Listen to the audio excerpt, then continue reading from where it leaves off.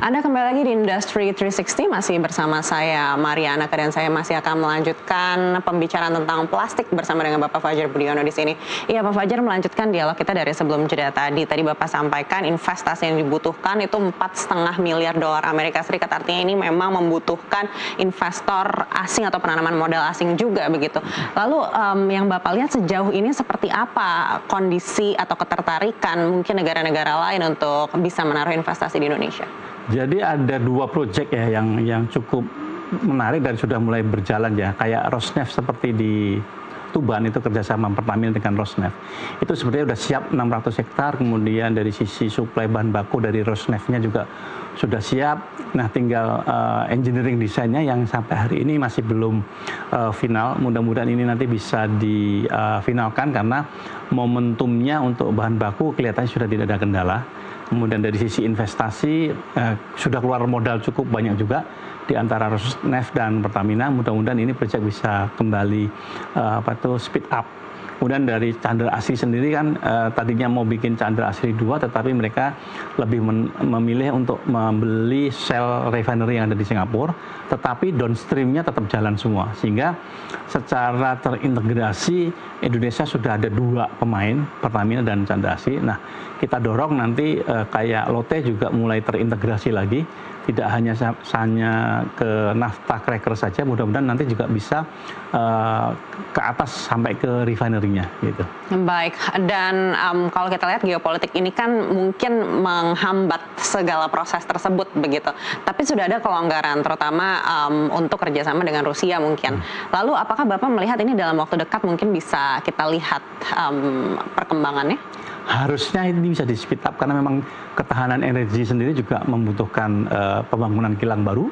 Kemudian ketahanan terhadap produk petrokimia juga membutuhkan pembangunan kilang baru juga. Kalau ini tidak dipercepat, menunggu investor baru dari nol agak kelamaan nanti startnya. Baik, tapi di dalam negeri sendiri seperti apa respon dari pelaku usaha? Sebenarnya pelaku usaha udah nunggu lama ya. Kapan ada industri di dalam negeri, karena pelaku industri dalam negeri lebih senang bertransaksi dengan pabrik-pabrik atau kilang-kilang yang ada di dalam negeri. Karena apa? Karena kecepatan transaksi, hari ini deal 2-3 hari udah bisa kirim barang, sehingga kalau terjadi gejolak harga mereka tidak menanggung resikonya. Kemudian dari segi after sales service-nya cukup bagus, dan juga cost of fund-nya juga lebih murah. Sebenarnya sudah antara telur sama ayam, dua-duanya sudah ada semua di sini. Baik, apakah jika memang investasi ini bisa terwujud dalam waktu dekat, ini akan menjadi game changer di industri plastik yang mungkin akan menurunkan harga yang diterima oleh masyarakat? Paling tidak game changernya adalah kita bisa lebih ada ketahanan dan gejolak harga itu tidak fluktuasinya terlalu tajam. Itu yang manfaat paling besar adalah di situ. Kemudian dari kelangkaan bahan baku ini juga tidak mempengaruhi terhadap kelangsungan atau utilisasi di industri hilirnya. Sehingga kalau terjadi gejolak perang, gejolak harga, gelombangnya itu lebih landai. Sehingga industri jauh lebih siap dalam menyusun strateginya. Kalau sekarang ini kan tiba-tiba besok kita mau ngapain juga bingung, karena seperti 2008 kemarin, hari ini kita pegang stok dengan harga 2.100, tiba-tiba 2 hari kemudian drop jadi 1.200. Itu banyak yang gulung tikar kemarin begitu. Baik, bagaimana dengan nilai tukar? Apalagi kita tahu rupiah ini juga gejolaknya cukup fluktuatif begitu. Jika memang bahan baku ini 100% harus kita impor, apakah ini juga akhirnya mempengaruhi industri kita di dalam negeri? Kalau kita lihat gejolak mata uang yang 2026 tidak separah 2008 dan 98. Ini memang waktu fluktuasi mata uangnya kan kalau dari sisi persentase relatif kecil ya, tetapi memang angkanya sudah terlanjur besar, sehingga memang ini handicapnya adalah tinggal satu, bagaimana uang yang ada untuk belanja barang dengan tipe yang tepat sesuai dengan kebutuhan. Jadi handicapnya cuma di situ. Kalau dulu belanja 100.000 dapat 5 kilo, sekarang 100.000 paling hanya dapat 2,5 sampai 3 kilo saja begitu. Baik, itu tadi kan dari segi bahan baku. Bagaimana dari segi distribusi sendiri? Apakah juga industri plastik ini mengalami kendala dari segi tersebut? Kalau distribusi, kebetulan industri plastik ini kan ada di Jawa semua, sehingga yang ada di luar Jawa itu tergantung dari Jawa. Dan untuk saat ini distribusi relatif lancar, cuma yang terkendala bottleneck-nya adalah jaringan tol yang di Jakarta Merak ini sudah terlalu padat, sehingga kalau kita ngirim ke Sumatera pada saat nanti gelombang pasang atau angin barat itu butuh waktu agak lebih lama karena jalan daratnya sudah agak lama. Kemudian kalau kita lewat laut, kalau pas gelombang angin barat itu butuh waktu lebih lama lagi. Nah, kita berharap mudah-mudahan jaringan tol yang ada di Jabodetabek bisa dibangun lagi sehingga arus distribusi barang ke daerah, ke Sumatera bisa lebih bagus. Kemudian yang kedua, kita berharap KAI harus segera membangun double track ke jalur keretanya sehingga arus pengiriman barang lewat kereta api bisa terjadwal, waktunya bisa pas. Kalau dua ini dilakukan, mudah-mudahan distribusi yang ke Sumatera sedikit bisa terjadwal dan waktunya bisa cepat. Kalau ke Indonesia Timur ya mau nggak mau kita harus lewat laut. Tapi kalau ke Indonesia Timur gelombangnya dibandingkan Laut Jawa bagian ke arah Sumatera masih bisa terminit lah, akhirnya tantangannya tidak seberat kalau kita ke barat, ke timur jauh lebih tantangannya sedikit lebih rendah dibanding ke barat. Baik, secara umum seperti apa sih kondisi kompetisi di industri plastik ini, Pak Fajar? Kalau kompetisi itu kita bagi dua ya, yang segmen modern packaging sama yang tradisional packaging. Kalau yang modern packaging kayak seperti mie instan, rokok, kemudian permen dan artificial sama kosmetik itu memang rentan sekali terhadap perubahan harga. Tapi kalau yang dari tradisional packaging, kantong gula, kantong permen, kantong tahu, kantong tempe itu di pasar-pasar tradisional itu cenderung lebih kuat dalam menghadapi persaingan ini. 98 pun mereka tidak terkena impact. Ya memang ada sedikit waktu untuk adaptasi, paling seminggu sampai 1 bulan mereka sudah bisa beradaptasi. Tapi kalau yang untuk di modern packaging karena ini mesinnya gede-gede, cepat-cepat sekali dan jarang pelaku yang UMKM sehingga mereka akan butuh waktu lebih lama dan fleksibilitasnya agak sedikit gerakannya lebih lambat dibandingkan yang di UMKM tadi. Bagaimana dengan kompetisi barang jadi impor? Nah, kalau barang jadi import ini kita minta ke pemerintah juga agar memanage barang keluar masuk yang menjadi kompetisi kita. Contoh kayak terpal plastik. Terpal plastik itu sekarang hampir 70% import, padahal industri dalam negeri itu sudah bisa mampu membuat dan bersaing. Nah, cilakanya barang-barang tadi didumping. Kemudian untuk BOPP juga sama. Kita juga kena barang-barang dumping dari Thailand dan Cina.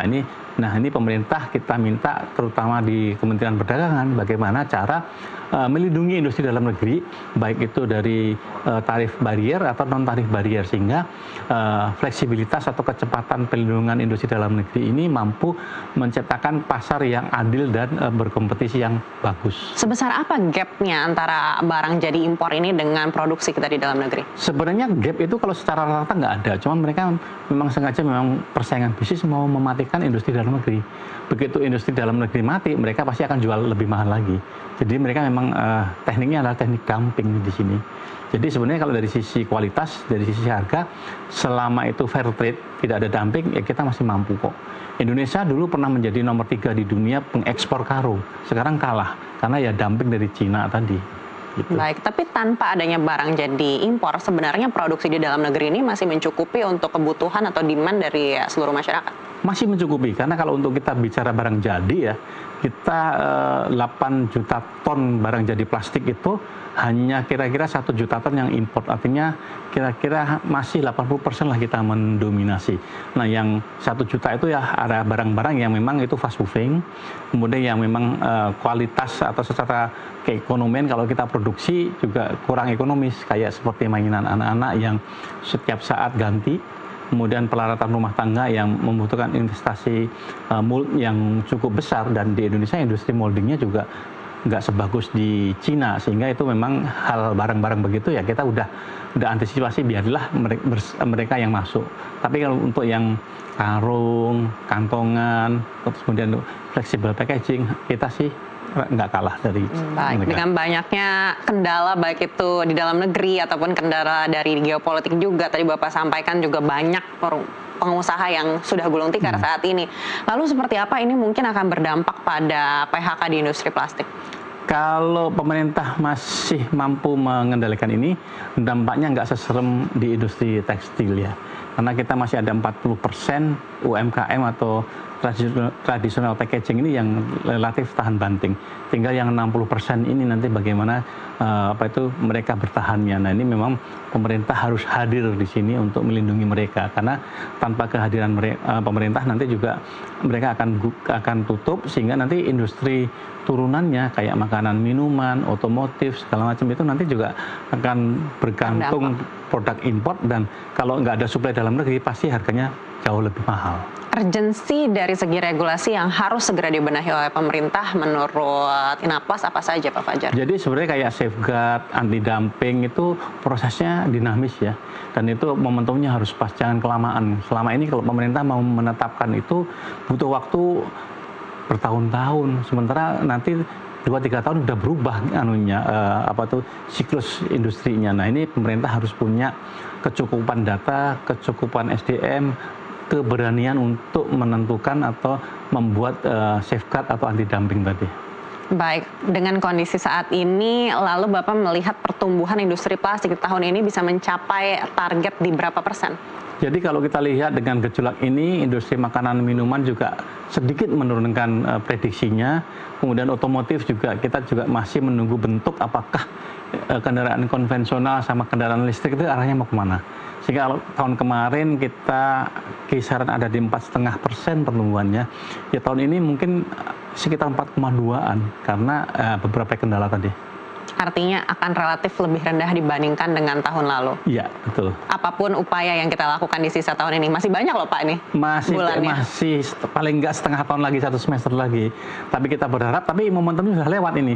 Ini kan setelah Lebaran, tahun ajaran baru. Biasanya tahun ajaran baru agak turun sedikit.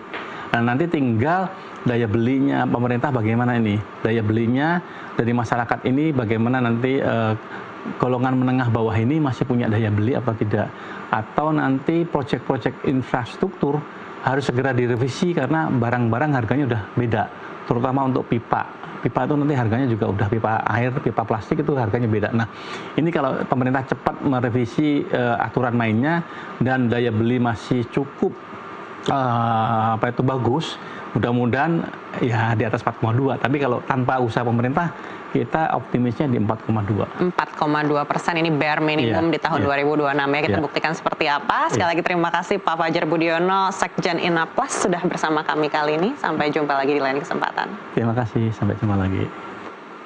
Dan inilah dialog kami di Industry 360. Kita kembali lagi ke Nusantara Economic Update.